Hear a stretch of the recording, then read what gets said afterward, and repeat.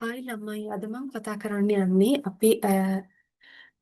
අපි ස්කෝලර්ෂිප් වලට හරි යුනිවර්සිටි කරේ ඇප්ලයි කරනවා නම් ගොඩක්ම වැදගත් ඩොකියුමන්ට් එකක් ගැන. ඒක තමයි අපි ඇකඩමික් CV එක ගැන. එතකොට ඇකඩමික් CV එක ගත්තොත් එහෙම ඒක සාමාන්‍ය CV එකට වඩා ගොඩක් වෙනස් එකක්. අපි මේක කතා කරන්නේ සම්පූර්ණයෙන්ම අපේ ඇකඩමික් ජර්නි එක ගැන. එතකොට සාමාන්‍යයෙන් අපි ඇකඩමික් CV එකක් හදනවා නම් අපි පාවිච්චි කරන්නේ මෙන්න මේ Word template, ඒ කියන්නේ Word format එකක් තමයි පාවිච්චි කරන්නේ. සාමාන්‍යයෙන් අපි ප්‍රොෆෙෂනල් අපි ජොබ් එකකට ඇප්ලයි කරනකොට අපි CV එකක් හදනවා නම් අපි ගොඩක් වෙලාවට පාවිච්චි කරන්නේ මේ වගේ අර පේජ් එක දෙකට බෙදලා තමයි පාවිච්චි කරන්නේ. නමුත් අපි ඇකඩමික් CV එකක් හදාද්දි මෙන්න මේ වගේ සම්පූර්ණ පිටුවකට යන එකක් තමයි පාවිච්චි ෆෝමැට් එකක් තමයි පාවිච්චි කරන්නේ. එතකොට තව දෙයක් තියෙනවා අපි මෙතන ගොඩක් ෆැන්සි ෆෝමැට් එකක් අපි පාවිච්චි කරන්නේ නැහැ. මේක හරියම සරල වර්ඩ් ෆෝමැට් එකක් තමයි අපි ඇකඩමික් CV එකකට පාවිච්චි කරන්නේ. එතකොට ඇකඩමික් CV එකකට අපි හදද්දී ගොඩක් වෙලාවට එයාලා කියනවා මැක්සිමම් 2 pages හදන්න. මැක්සිමම් 1 page තියෙනවා නම් ගොඩක් හොඳයි. නැත්තම් අවමය, කියන්නේ උපරිමය පිටු දෙකකට වඩා යන විදිහට හදන්න එපා. මොකද ගොඩක් පිටු බලන්න ගියොත් එහෙම අපි CV එකක් කියලා කියන අපි ගැන quick introduction එකක් දෙන්න පුළුවන් document එකක්. එතකොට පිටු 3ක් නැත්තම් 4ක් ඒ වගේ ගියොත් එහෙම මේක හරියම කියවන්න බෝරින් වෙනවා. ඒ නිසා උපරිම උත්සාහ කරන්න පිටු එකහමාරකට හෝ දෙකකට ඔයාගේ ඩීටේල්ස් ටික මිනිමයිස් කරගන්න. එතකොට මම මුලින්ම කතා කරන්න ඕනේ ඔයාලා යුරෝප් වගේ රටකට ඇප්ලයි කරනවා නම් එයාලා සමහර වෙලාවට ඇප්ලිකේෂන් එකේම රෙකමන්ඩ් කරනවා යුරෝප් පාස් CV ෆෝමැට් එකේ CV එකක් තියෙනවා නම් ගොඩක් හොඳයි කියලා. එතකොට අනිවාර්යෙන් ඔයාලා යුරෝප් පාස් CV ෆෝමැට් එකට යන්න. මොකද එයාලා ඒක රෙකමන්ඩ් කරන නිසා. ඊට අමතරව එහෙම මේෂන් කරලා නැත්නම් හරි ඔයා යුරෝපයෙන් බාහිර රටකට නැත්නම් යුරෝපේ අපි හිතමු චයිනා, ජපාන්, සිංගප්පූර්, ඕස්ට්‍රේලියා, UK නැත්තම් USA වගේ වෙන රටකට ඇප්ලයි කරනවා නම් ඔයාලට පුළුවන් මෙන්න මේ වගේ හදාගත්ත ඇකඩමික් CV එකක් ඉල්ලන පොසිෂන් එකකට ඔයාගේ මේක සබ්මිට් කරන්න පුළුවන්. එතකොට ඇකඩමික් CV එකක් කියලා කියන්නේ මම කලිනුත් කිව්වා ප්‍රොෆෙෂනල් CV එකට වඩා ගොඩක් වෙනස් ඩොකියුමන්ට් එකක්. අපි මේකට අපේ ෆොටෝග්‍රාෆ් එකක් අප්ලෝඩ් කරන්නේ නැහැ. මොකද දැන්ටම ඔයාලා මේ ඇප්ලිකේෂන් ප්‍රොසෙස් එකේ ඉන්න කෙනෙක් නම් ඔයාලා දන්නවා ඇති. ඇප්ලිකේෂන් එකේ ඇටැච්මන්ට් වල වෙනම ස්ලොට් එකක් තියෙනවා අපේ ඉමේජ් එකක් අප්ලෝඩ් කරන්න. එතකොට අපි එතනට තමයි අපේ ඉමේජ් එකක් අප්ලෝඩ් කරන්නේ.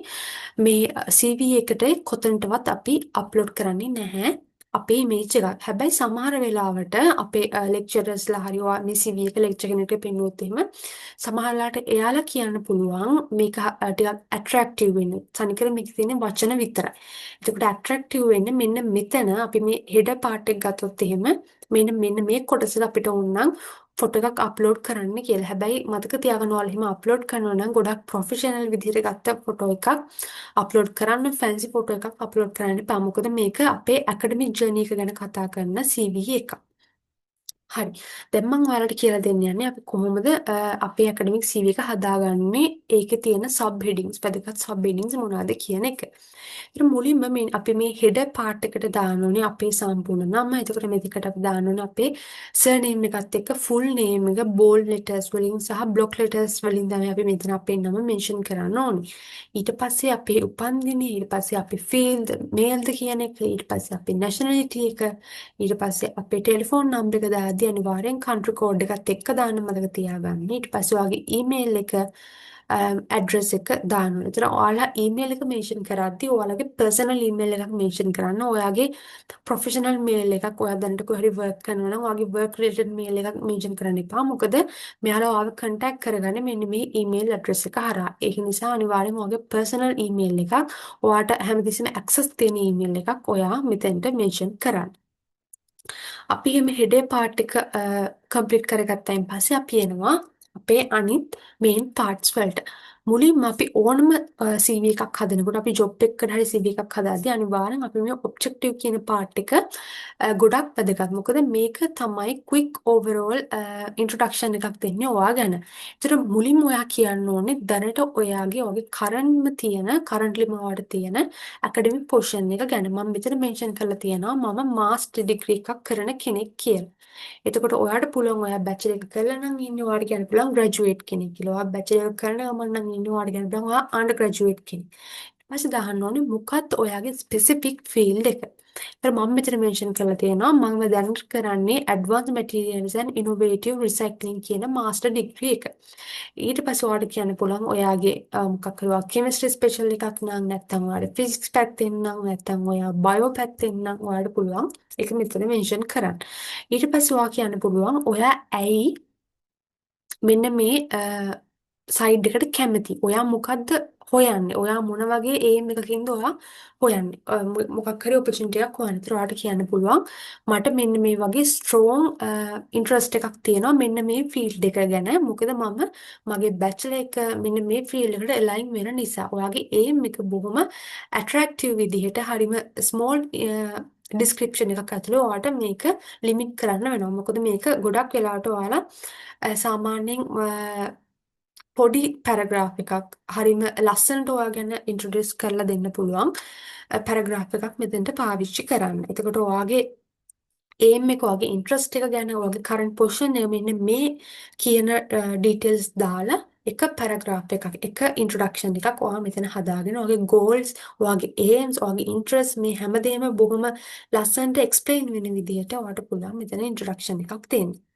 ඊට පස්සේ අපි යනවා අපේ ඇකඩමික් ක්වොලිෆිකේෂන්ස් ගැන කතා කරන්න. කොට ඇකඩමික් ක්වොලිෆිකේෂන්ස් ගැන කතා කරද්දී ඔයා මෙතන මුලින්ම මේ ලිස්ට් අවුට් කරන්න ඕන වගේ දැනට තියෙන වගේ ලේටස්ට්ම ඇකඩමික් ක්වොලිෆිකේෂන් එක ගැන. එතකොට මම දැන් මාස්ටර් එකක් කරන ගමන් ඉන්නේ. එතකොට මම දාලා තියෙන්නේ MSc ඔයාගේ මාස්ටර් එකේ ටයිටල් එක දැම්මා. එතකොට රීඩින් කියලා කියන්නේ මම මේක දැනට කරගෙන ඉන්නවා. ඔයා දැනට කරලා ඉවරයි නම් හරි ඔයා දැනට ග්‍රැජුවේට් වෙලා නම් හරි මෙතන රීඩින් කියන කෑල්ල දාන්න ඕනේ නැහැ. ඊට පස්සේ දානවා ඔයාගේ යුනිවර්සිටි එක මොකක්ද? ඊට පස්සේ රට දාලා ඊට පස්සේ අපි දානවා medium of instruction English කියලා. ඊට පස්සේ අනිවාර්යෙන් එක ගොඩක් වැදගත් වෙනවා. මොකද අපි ලංකාවේ ඉඳන් ඇප්ලයි කරනවා නම් එයාලා හිතන්න පුළුවන් අපි සිංහල භාෂාවෙන් අපේ මේ ප්‍රෝග්‍රෑම් එක අවුරුදු 4ම කළා කියලා. ඒ නිසා අනිවාර්යෙන් මෙතන එක හොඳට මෙන්ෂන් කරන්න.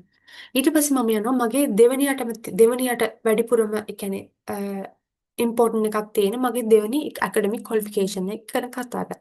ඒක තමයි මගේ බැචලර්ස් ඩිග්‍රී එක ගැන. ඊළඟට ඔයාලා ලියන්න ඕනේ බැචලර් ඔෆ් ඉන්ජිනියරින්. ඔයා මොකක් හරි ඔයාගේ ටයිටල් එක දාලා අනිවාර්යෙන් මෙතන මතක තියාගන්න ඔයාගේ ට්‍රාන්ස්ක්‍රිප්ට් එකේ ඩිග්‍රී සර්ටිෆිකේට් එකේ තියෙන ටයිටල් එක මෙතෙන්ට දාන්න. ඊට පස්සේ ඔයාගේ ක්ලාස් එක මොකක්ද? ඔයාගේ යුනිවර්සිටි එක මොකක්ද? ඔයාගේ ඊට පස්සේ ඕවරෝල් GPA එක out of 4 out of කීයද කියලා දාන්න ඕනේ. ඊට පස්සේ මෙතන දාන්න ෆයිනලයිස් මේක තමයි වගේ ෆයිනලයිස් GPA එක. ඊට පස්සේ අපි ආයෙම medium of instruction දානවා. ඊට පස්සේ අපි කතා කරනවා අපේ advanced level examination එක ඉතුරුවා කරපු අවුරුද්ද මොකද්ද? ඊට පස්සේ දාන්න ඕනේ අපි මේක ඔයාගේ පාසල මෙතන මෙන්ෂන් කරන්න ඕනේ නෑ. අපි මොකද මේක අපි ස්කූල් වයිස් නෙමෙයි අපි මේක කරන්නේ. මේක ලංකාවේ හැමෝටම කොමන් එක්සෑම් එකක්. මේක කරන්නේ එක්සැමිනේෂන් ඩිපාර්ට්මන්ට් එකකින් ශ්‍රී ලංකාවේ. එතකොට ඔයා ඒක මෙන්ෂන් කරලා මෙතන දාන්න ඕනේ ඔයාගේ රිසල්ට්ස් මොනවද කියලා. ඒතර ඔයාට 3A's නම් ඔයා නිකන් 3A's කියලා දැම්මහම ඇති. එතකොට දාන්න කලින් මෙහෙම දාන්න ඕනේ 3A's in මොන ස්ට්‍රීම් එකේද? ඔයා බයොලොජිද, ඔයා කොමර්ස්ද, ඔයා ආර්ට්ද, ඔයා ටෙක්නොලොජි ස්ට්‍රීම් එකෙන්ද කියලා ඔයා මෙතන මෙන්ෂන් කරන්න ඕනේ. ඊළඟට ඔයාට 3A's in physical science stream නැත්නම් ටෙක්නොලොජි ස්ට්‍රීම් නැත්නම් කොමර්ස් ස්ට්‍රීම් කියලා දාන්න පුළුවන්. නැත්නම් 2A's and 1B in මෙන්න මේ ස්ට්‍රීම් එකේ තමයි තියෙන්නේ කියලා ඔයාලා දාන්න පුළුවන්.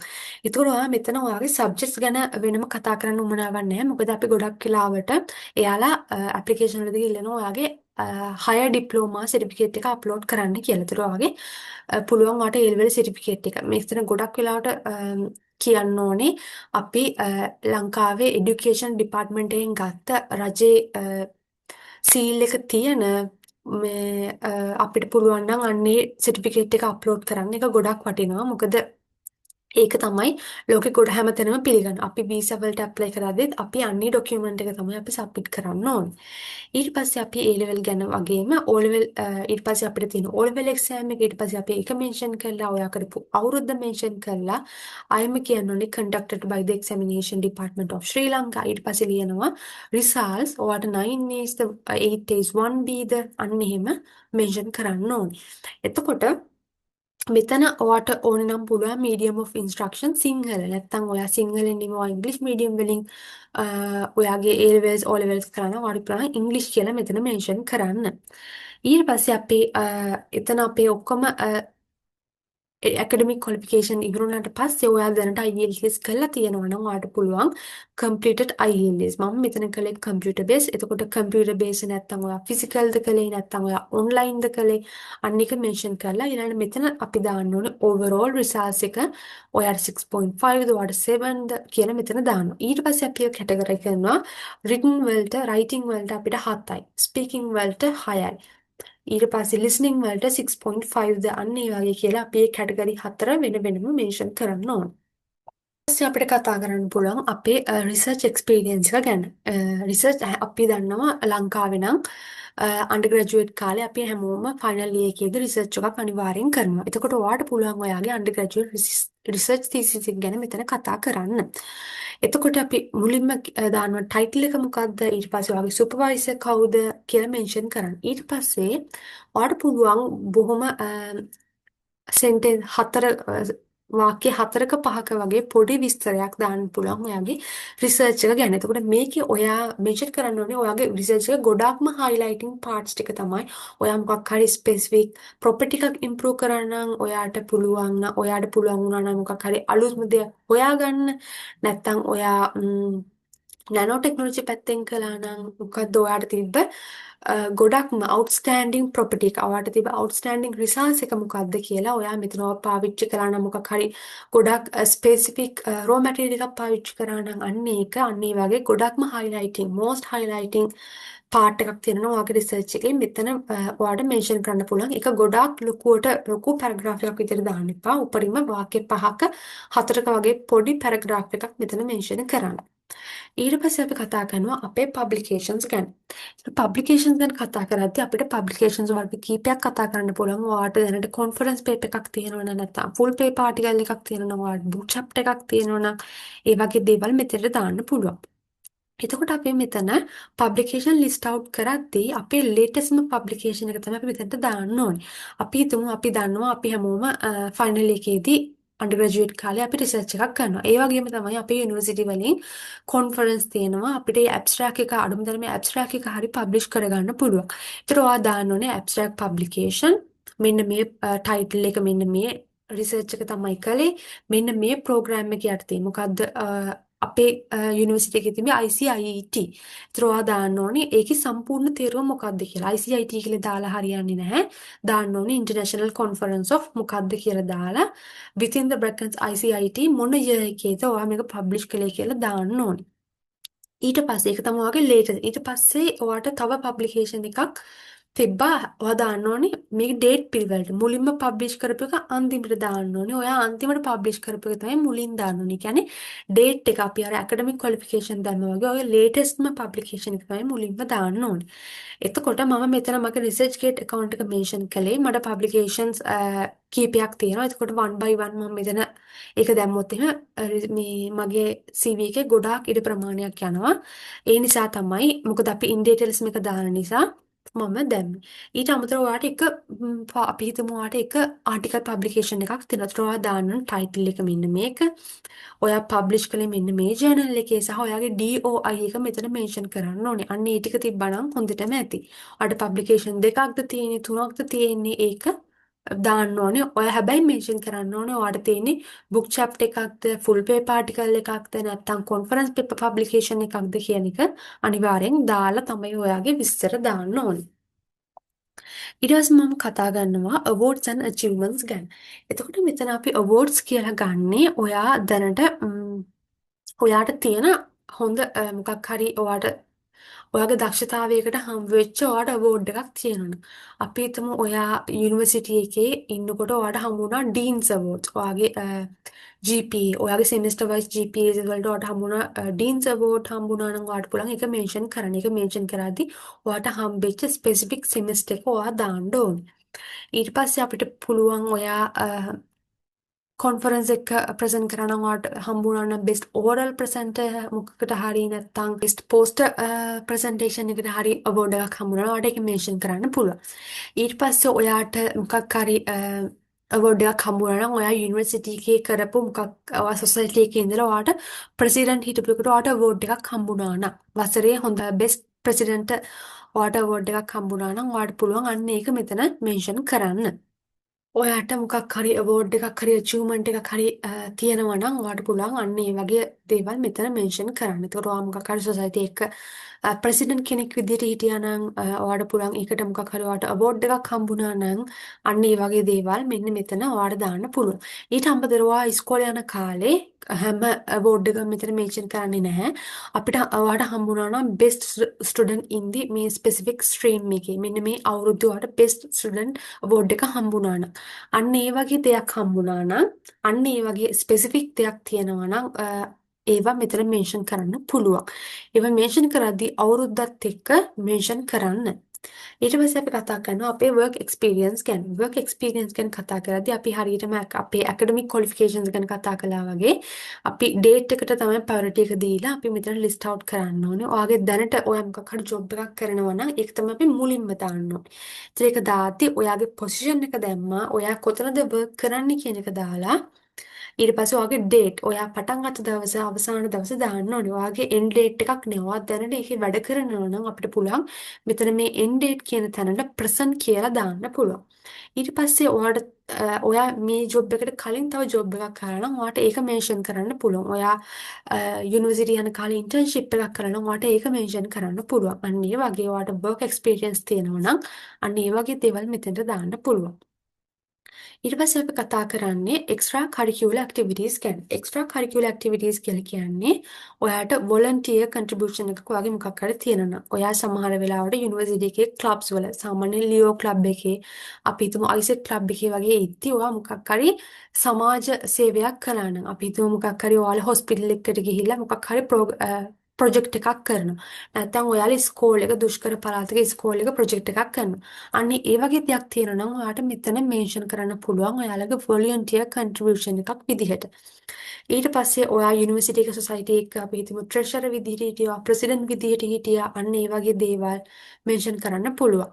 ඊට පස්සේ මම මෙතන තියලා තියෙනවා මගේ රිසර්ච් එක ප්‍රසන්ට් කළා මෙන්න මේ ඉන්ටර්නැෂනල් කොන්ෆරන්ස් එකේ ලංකාවේ BMICH එකේ තිබ්බ ඔයාලටත් ඒ වගේ එකක් තියෙනවා නම් ඔයාලට පුළුවන් මෙතන එක්ස්ට්‍රා කරිකියුලර් ඇක්ටිවිටි එකක් විදිහට මෙන්ෂන් කරන්න.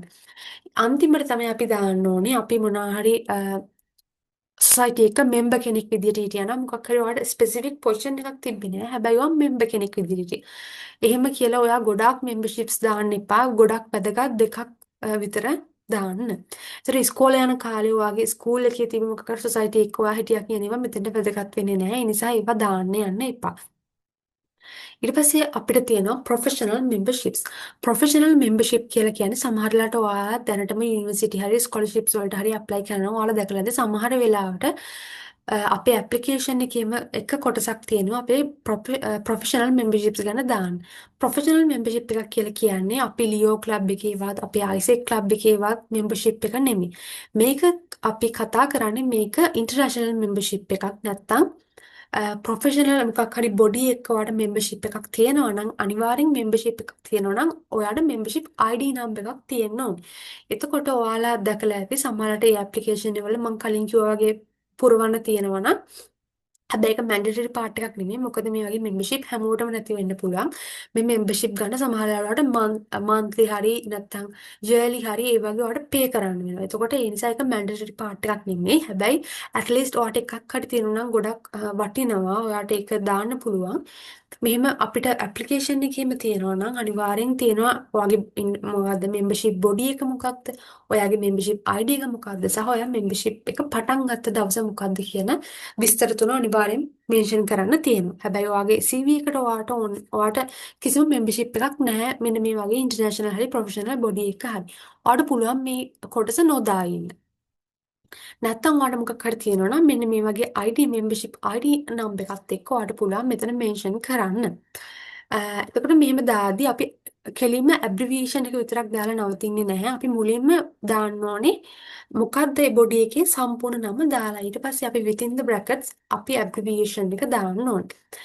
දැන් ලංකාවේ මම අනිත් ඩිග්‍රීස් ගැන ඇත්තටම ලොකු අවබෝධයක් නැහැ. මම කළේ ටෙක්නොලොජි. එතකොට ලංකාවේ ගොඩක් යුනිවර්සිටි වලට IACL ඇක්‍රඩිටේෂන් එක හම්බෙලා තිනවා. එතකොට අපිට පුළුවන් අනේ IACL ඇක්‍රඩිටේෂන් මෙම්බර්ෂිප් එක ඒක ප්‍රොෆෙෂනල් මෙම්බර්ෂිප් එකක් යටතේ තමයි ඉන්නේ. හැබැයි ඔයාට ඒක මෙන්ෂන් කරන්න පුළුවන් ඔයාගේ පේමන්ට් එක කරලා මෙම්බර්ෂිප් එක අරන් තියනවා නම් ඒ මෙම්බර්ෂිප් එකේදී ඔයාට මෙම්බර්ෂිප් සර්ටිෆිකේට් එකක් හම්බෙලා ඔයාට මෙම්බර්ෂිප් ID එකක් හම්බ වෙනවා.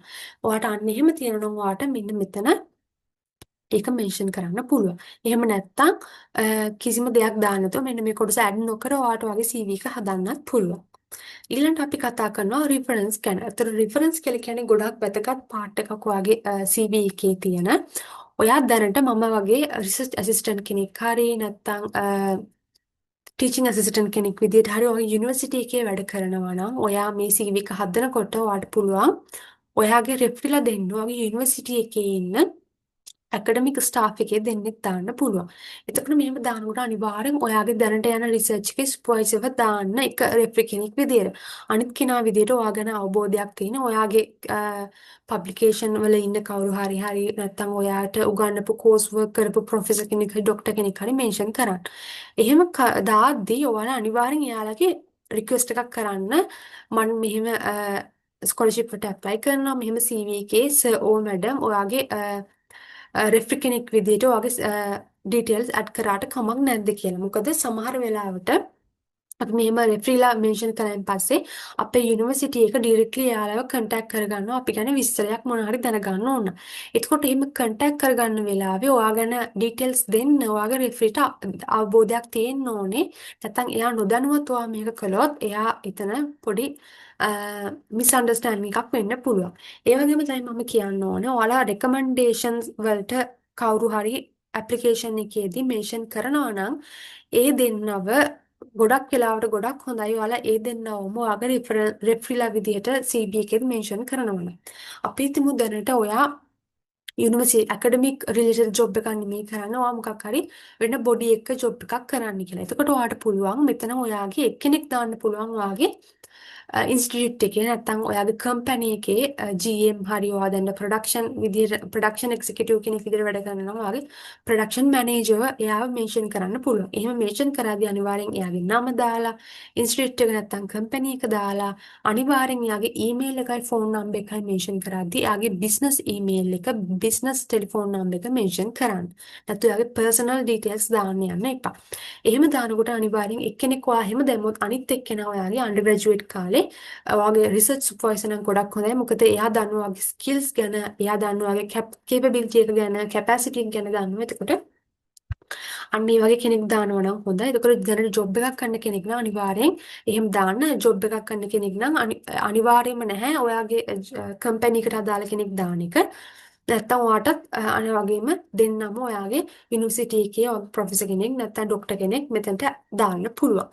එතකොට අන්න එහෙම තමයි අපේ ඇකඩමික් CV එක අපි හදාගන්නේ. එතකොට බොහොම පොඩි දේවල් ටිකක් තමයි අපිට මෙතන මෙන්ෂන් කරන්න තියෙන්නේ. හැබැයි මේ මෙන්ෂන් කරාදී ඔයාලගේ ස්පෙලිංස් ඒ වගේ වැදගත් දේවල් highlight කරලා dates දාද්දි හරියට දාන්න. ඔයාගේ නම දාද්දි ඔයාගේ ඊමේල් ඇඩ්‍රස් එක දාද්දි ගොඩක් සැලකිලිමත් වෙන්න. මොකද එයාලා ඔයාව ඊමේල් ඇඩ්‍රස් එකෙන් තමයි ඔයාලව කන්ටැක්ට් කරගන්නේ. එතකොට ඔයාට දැනට මොකක් හරි ඔයා කම්පැනි එකක් වැඩ කරනවා. ඔයාට කම්පැනි ඊමේල් එකක් තියෙනවා නම් ඒක දාන්න යන්න එපා. මොකද ඒක ඔයාගේ පර්සනල් ඊමේල් එක නෙමෙයි සහ ඒක ඔයාගේ පර්මනන්ට් ඊමේල් එකක් නෙමෙයි.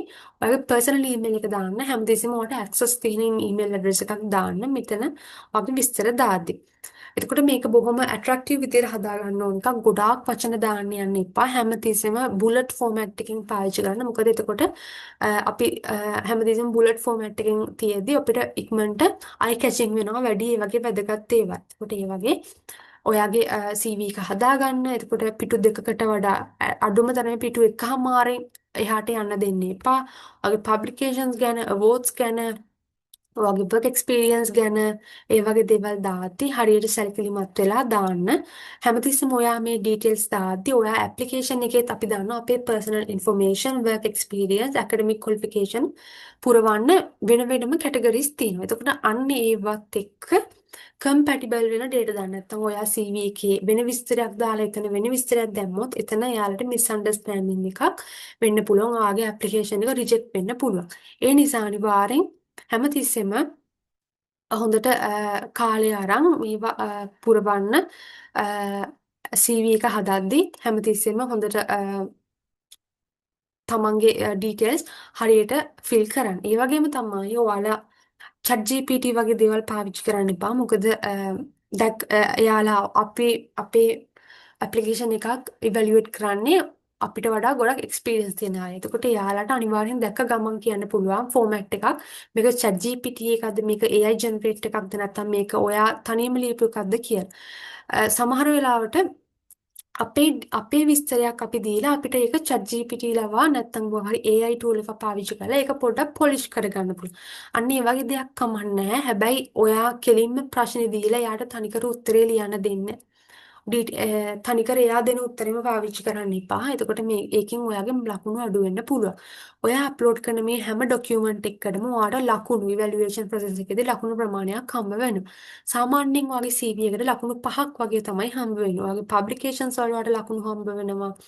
ඒ වගේ හැම එකටම එයාලගේ ලකුණු ප්‍රමාණයක් එයාලා ඉවැලුවේට් කරද්දී දෙනවා. ඒ නිසා හැමතිස්සෙම ඔයාට CV එක කියලා කියන්නේ හරිම ලේසියෙන් හදාගන්න පුළුවන්. ඔයාට ලකුණු හොඳට ස්කෝර් කරන්න පුළුවන් ඩොකියුමන්ට් එකක්. ඒ නිසා අනිවාර්යෙන් මේක හදද්දී ගොඩක් සැලකිලිමත් වෙන්න.